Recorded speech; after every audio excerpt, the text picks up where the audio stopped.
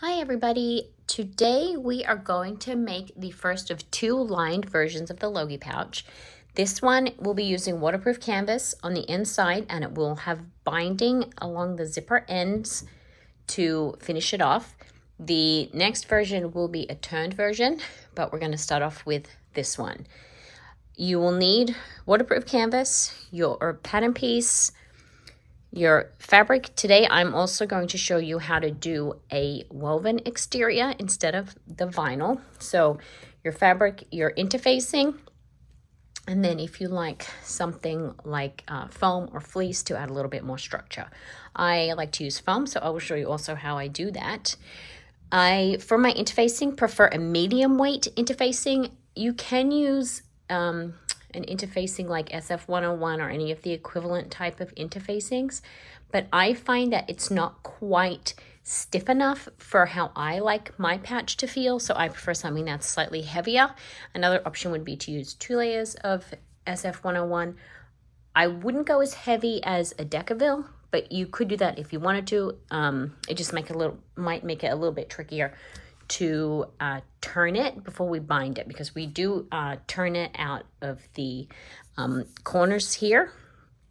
So the first thing that we're going to do is apply our interfacing. I'm going to cut a scrap of interfacing, sorry, piece of interfacing a little bit bigger than my pattern piece and apply it to my woven interfacing, and then I'm going to cut rather than cutting the pattern out of my fabric and then out of my interfacing and fusing it. I'm going to fuse it first and then cut it. So I'm going to go ahead and get that sorted out. I'm just going to move some of these things out of the way. While the heat press is heating up, I'm going to get my interfacing cut out. So I grab my pattern piece. Let me just unfold this a little bit. Now, I'm going to take my pattern piece and I'm not going to cut it out exactly. I'm going to cut it out just roughly around the edges so that when I interface it to, when I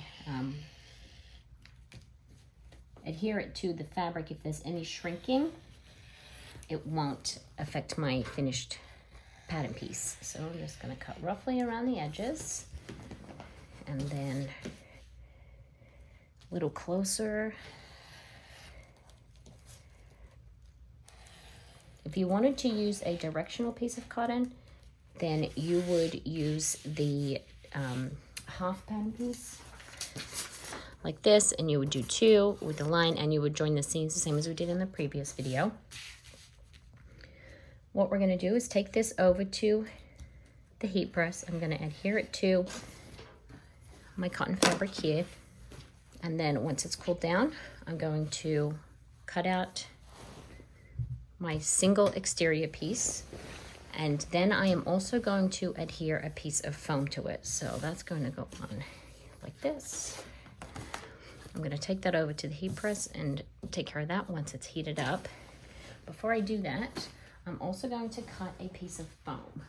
The piece of foam that I'm going to cut is 7 inches by 10.5 inches, which if you have one is the size of a comic book card. One of these comic book cards that people often like to use for wrapping their fabric. So that's the size that I like to cut my foam. If you look at it over this pattern piece, you can see that it's a pretty good fit there. It's kind of hard to show you on the camera at this angle. So what I do is I cut this rectangle and then I'm going to just cut each corner at an angle so that it will account for the curve there. So I use this, but if you don't have one of these cards, it's just 7 by 10.5 inches is the correct size if you're printing the Logi pouch at the regular size. It's just about time to change my blade on this rotary cutter, I think. Okay, let's get this foam out of the way. I like the structure that the foam gives, but you can also use fleece. If you wanted to use Decaville for this pot, then you could, but I wouldn't use Decaville as your main interfacing. I just think it'll be too stiff. So I just cut the corner off, a little triangle off the corner.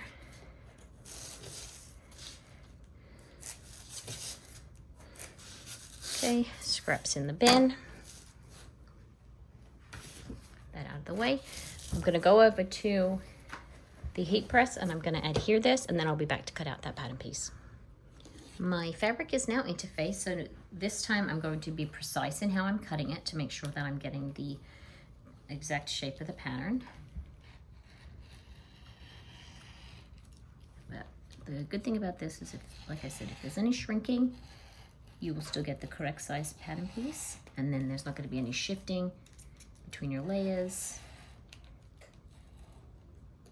That can sometimes happen when you are adhering the interfacing to your cotton fabric. So I'm just using a cotton woven quilting type weight from Geek Garden. This is the small scale sunflowers.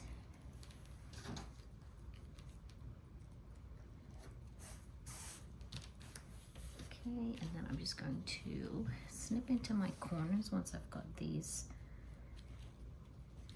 last couple of cuts done, just so that I'm not nicking into the main piece of my fabric at all.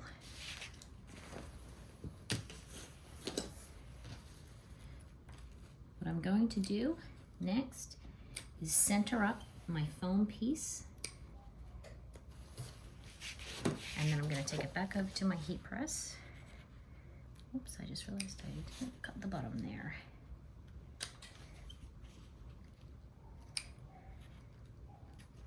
Okay, let me just get that sorted out. Put my pattern piece back on. And just cut along this bottom bit. Sorry about that.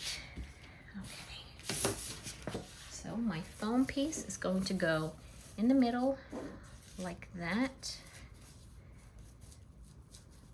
Not on the sides here, which makes the sides turn in more easily when we are finishing off the corners at the end. So the rectangle in the middle like this, I'm going to head over to the heat press and I'm going to fuse that on. And then after that, I'm going to cut my waterproof canvas lining.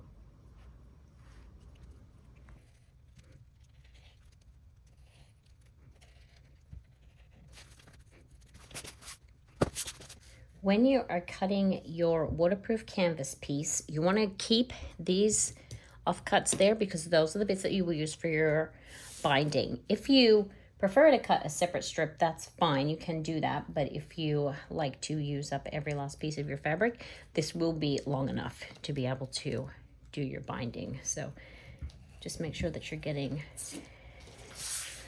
those trimmed off without cutting into them unnecessarily. So just up here, and then I'm going to finish it with the scissors so that I don't nick into the piece that I'm going to use for the binding at the end.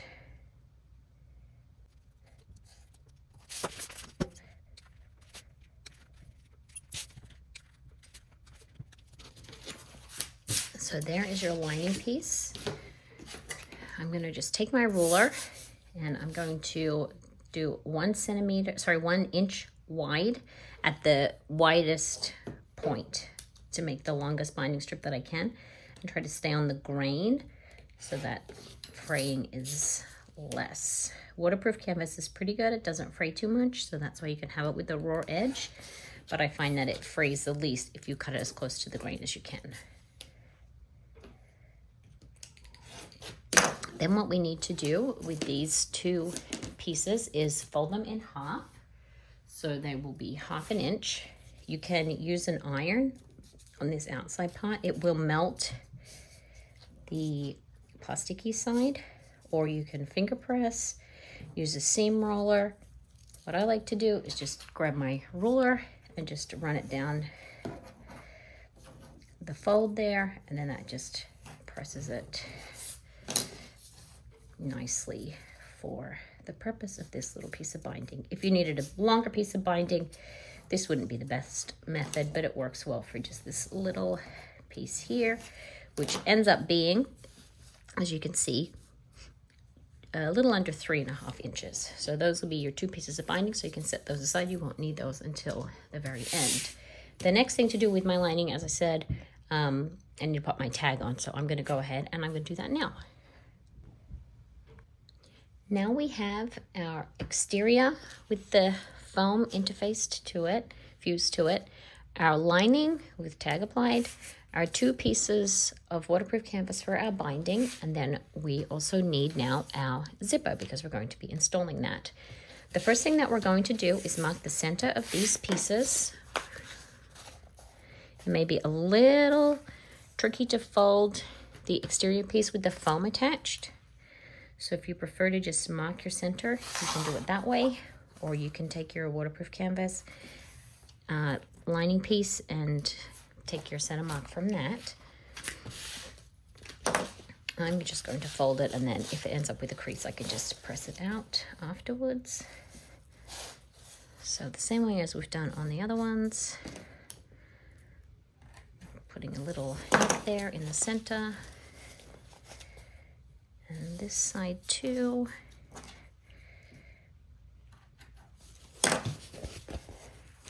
Now we're going to take our zipper tape, 17 inches, the same as the other one. If you are using a pre-made zipper, 17 at minimum, maybe an inch or 2 longer, just to give yourself a little more wiggle room at the end. Snipping the center, and then, oh, sorry about that. 2.5 inches down for about 2.5 inches. We're just snipping into the side. We're going around the corners. If you've watched the other videos, this is very familiar to you. Then checking the ends again, seeing which one comes further out, so that will make it easier when we're putting our pulls back on.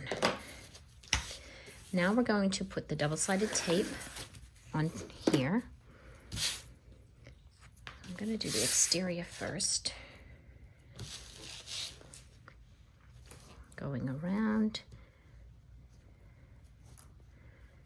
Sometimes when you are sandwiching the zipper between the exterior woven layer and the waterproof canvas layer, it likes to wander away from the edge a little bit. If you are concerned about that, there's a couple of things you can do. You can add clips to it as well as the tape, and that will help hold it in place. Or you can baste the zipper onto just the exterior first before you put the lining on.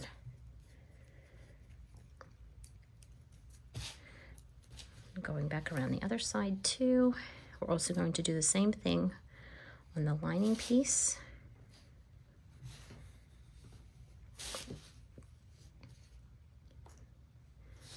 Certainly get a lot of use out of this double-sided tape.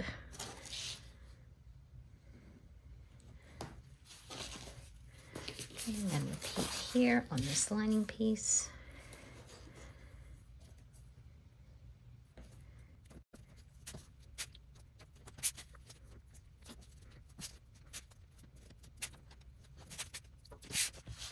Now I'm going to take my exterior piece, pull my zipper apart, and then doing one side at a time. Take the backing off, then lining up your center mark with the center mark on your exterior fabric, and then keeping it as close to the edge as you can. It especially likes to wander going around the curve.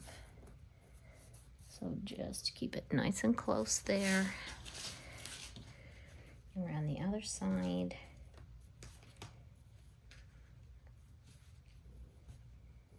Keep it going, keep it going. And then we're going to repeat on this side, and then we're going to place that on top to sandwich that zipper before we head over to the machine.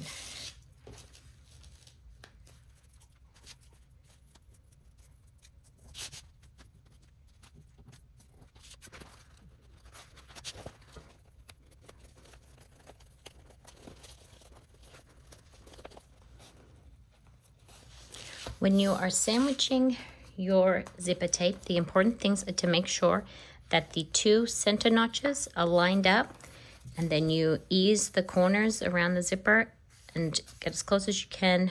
The corners should match up between your lining and your exterior. If you start at the middle point here and then just pinch it together as you go around, making sure to tuck that zipper out of the way if you have to,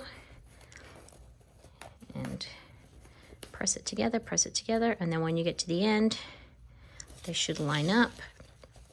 And press it back around the other way on the other side, so you have all 4 curves done. So that's all sandwiched in there. We're going to head over to the sewing machine. We're going to sew the zipper this side and then this side using your preferred zipper seam allowance. For me, as I've said previously, it's the width of my zipper foot, but anywhere from 1/4 of an inch to 3/8 of an inch should work out perfectly fine. So let's head over to the machine.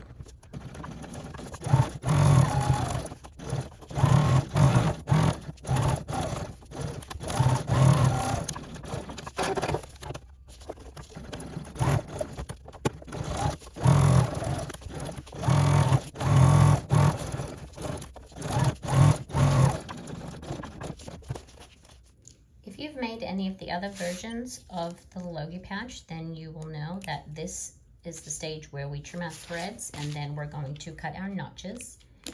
When you are doing your notches in the lined version, I still like to put fray check on the zipper. It's less likely to fray when it is enclosed inside the lining because it's not going to have the stress on it that it will when it's exposed.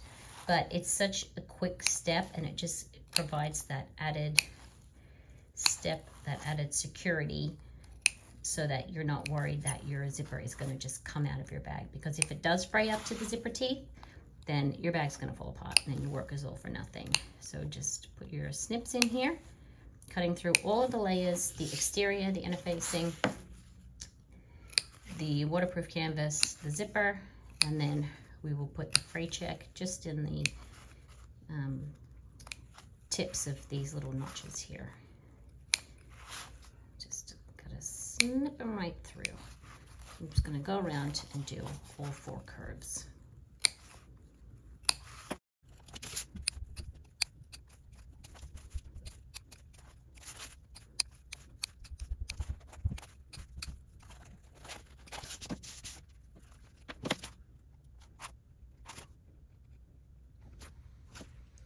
Once that fray check is all dry, what we're going to do is turn this pouch. We are going to turn it through this hole here that we use that's the corners, the boxed corners.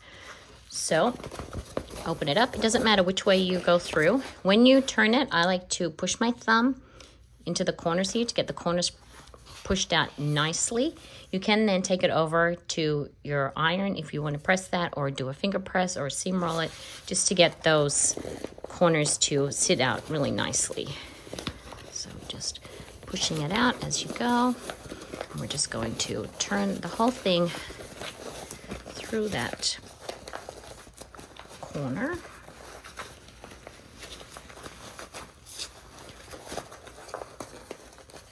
This is why back stitching is so important, so that you don't pop your seam. And you can get your hand right inside there. Push the corners out. Now, if you are finding that you do have some wrinkles, like this one does in the waterproof canvas, you can give it a quick press. Smooth those out. You can iron with a low heat on this side of waterproof canvas and you won't have any problems. It's just the plasticky side that will melt. The fabricy side is okay to iron on. So we're going to push that all out. I'm going to give this a quick press to get some of those wrinkles out.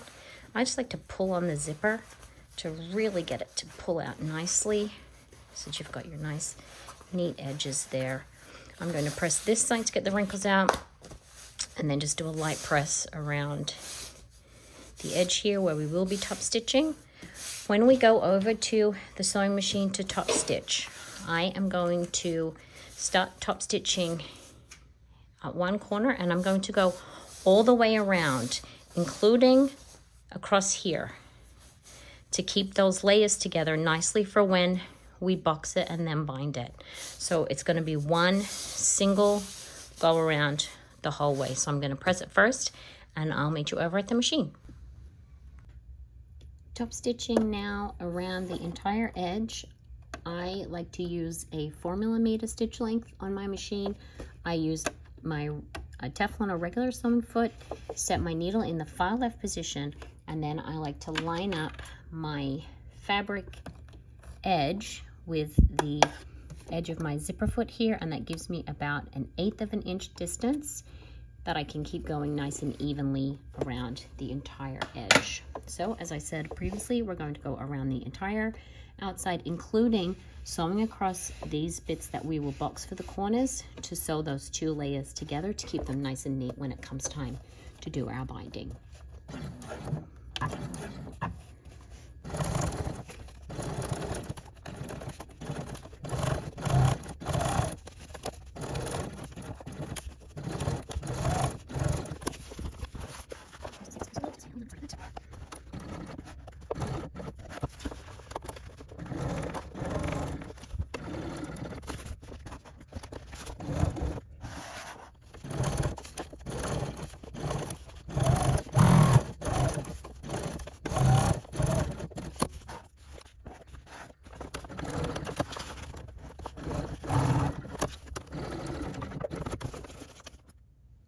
Now that the top stitching is done, you can pull your threads through. There's only threads at one point if you did it all in one go around. So you can pull your threads through, and you can just knot them here and then trim, because they will be inside of the binding. So you don't have to worry about tucking the tail in or doing fray check or anything like that, because they will be able to have a long enough tail and then be secured inside the binding. But if you have a different way that you like to finish, then that is totally fine too. What we need to do now is put on our zipper pulls. If you are feeling confident in applying your zipper pulls, you can do it with the bag right sides together by sliding them on that way. If you are still practicing putting on your pulls, then I recommend doing it this way, as it's just a little bit easier when you have the zipper tape facing you rather than facing away. So you have your snip there so that you know which side to start on. Thread your zipper head on that side first, about halfway on, and then feed the other one in. I like to pull it through till it clicks and then push it with my fingers, and then you have a look and check to make sure that it's lined up properly, which it is. Pull the zipper up just part of the way. If you're just doing one zipper pull, what I would do at this point is pull it all the way through and then part way up again, so that you have a closed zipper at this end. If you are using a pre-made zipper, then you will just push the tape together like we did in the last video. So now from this other end, grab your other zipper pull if you're doing a double zipper pull. And the same way, the side that's got the snip that you know was further out, slide it on about halfway, the other one on, pull it down until you kind of feel them click into each other. You can also just look to make sure it looks like it's even from the outside, and then slide it on.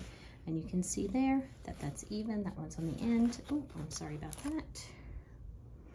And then pull it up, and then you have your 2 pulls on. Make sure that your corners are lining up.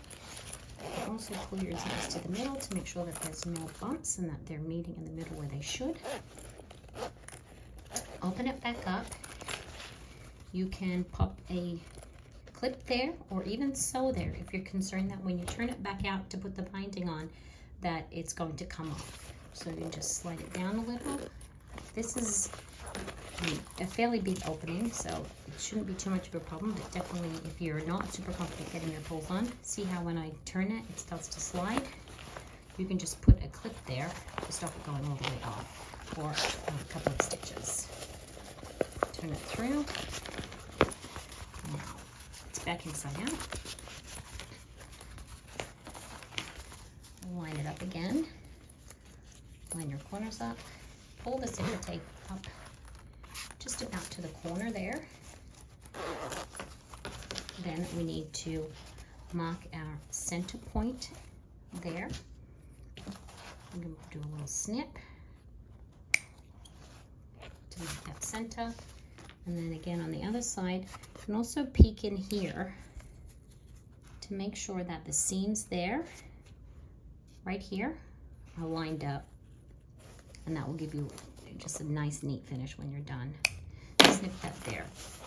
Now, putting your hand inside to help with the boxing. Might need to open your zipper up a little bit more. Lining up the edge so it's nice and flat. You want this notch that we made to be in the center of your zipper, and the edges here should be nice and square. Then we grab the stapler, staple, staple, and then repeat on the other side, lining up the notch to the middle of the zipper. Sides should be nice and flat, and because we basted them earlier, it's a little easier to line it up than if you were doing it as two separate layers. Staple. We're going to go over to the machine. We're going to sew across here. Because we're going to be adding the binding, we don't need to worry about doing the extra seam inside of the seam allowance, but I am going to go back and forth over the zipper during this seam, so that when we're when we're binding, we're just doing one straight seam.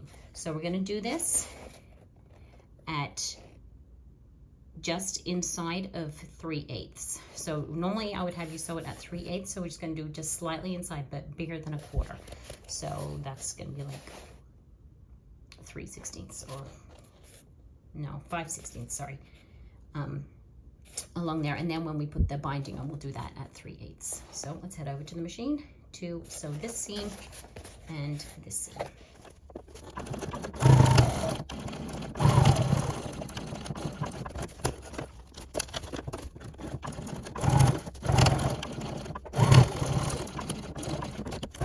We are nearly done here. I just think these look so cute when they're inside out too, so I like this stage when they're nearly finished, but they still look so cute in the waterproof canvas. They just look adorable. The thing that we're going to do now is pull these staples out. We're going to trim our threads. We're going to snip and melt the end of our zipper, and then the last thing that we have to do is put our binding on. Before we put the binding on, I just like to check that the corners inside here are nice and neat and that the fabric is not caught up. Because we did the basting, your fabric in the corners should be good, but sometimes it can catch a little bit. And this is when you would unpick that seam that we just did to make sure that you've got them all tucked in deeply there. Otherwise the corners are not going to be as neat when you turn it. So just check all 4 corners are good and you're happy with them. And then you can remove your staples, trim your threads, and we're going to snip and melt the zipper there so that it doesn't fray. Will be inside of the binding, but it's still good to make sure that it is not going to fray. If the zipper frays, that is the undoing of your bag.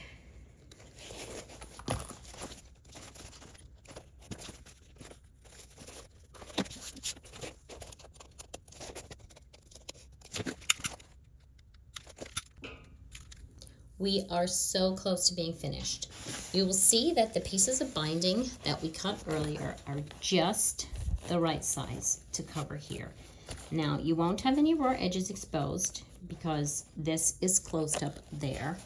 But if you prefer to have a longer piece of binding, that's totally fine. Just cut it 1 inch wide by 3.5 or 4 inches, and that will cover it. We are going to snip here at the end when we're done, so don't worry about that bit showing. I like to use these pieces because it's a great way to use up the tiny scraps that are there. So I fold it over the end, grab some clips,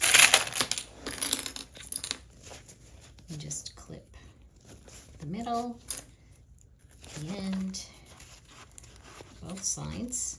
The other place I like to put a clip is I like to fold it nice and flat like there, and I like to put a clip here and here, and that just helps keep the bag in a great position for when I'm sewing that binding on. I know a lot of people don't like binding. This is such a tiny piece of binding. It's a great way to build your confidence with putting it on, since it's just a couple of inches of a straight piece. Pop this other piece on the other end. Clip. More clips. Put it on there. We're going to head over to the machine and we're going to sew the binding on at 3/8 of an inch.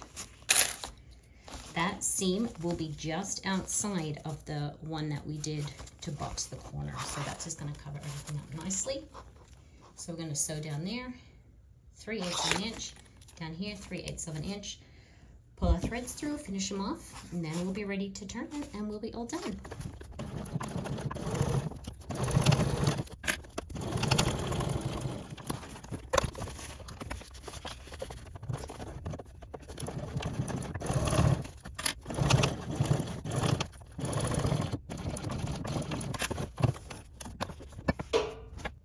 The last thing that we're going to do is finish our ends here. You can tie them and then tuck them in. You can melt them, however you want to do it. I just like to use my little zapper thing and just melt them since I backstitched at the machine. Just melt them down with that. Now grab your scissors and we're just going to cut along here at the angle that the bag goes. So if you're not quite sure where that is, you can fold it so you can see where you want to trim, making sure that you're not cutting into the actual bag itself in there or cutting any of your threads where you've sewn that binding on. So just a little snip just along that angle.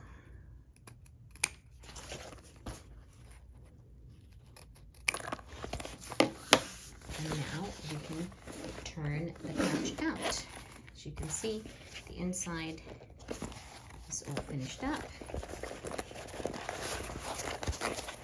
So like we've done with the other versions, taking your thumb, really pushing at that corner to give you the nice, clean corners on the inside.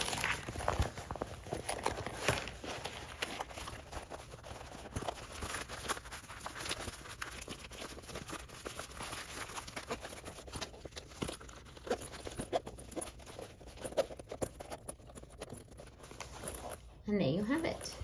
That is your lined version with the binding on the inside. So it's nicely finished with no raw edges. It takes a little longer than the other version, but it does give you a lot more options for your exterior fabric because you can interface it however you like. The next version that I'm going to do is going to have a turned lining, which means that you can use anything for your lining. It doesn't have to be a waterproof canvas. Now you could do anything for your lining and still use waterproof canvas or bias tape or fold over elastic to do your little piece of binding. If you did want to do a woven or a regular canvas on your lining, you certainly could do that. I like the extra structure that the waterproof canvas gives, and I also like that it's wipeable because it just gives people more options for what they can do with this particular pouch. So that's going to be the next one, and I have a couple more ideas for videos after that. So I hope you enjoyed this. Again, if you don't already have the pattern template, it is available in the Geek Garden fabric group, which is linked in the description. All right, awesome. Thanks everybody. Have a great day.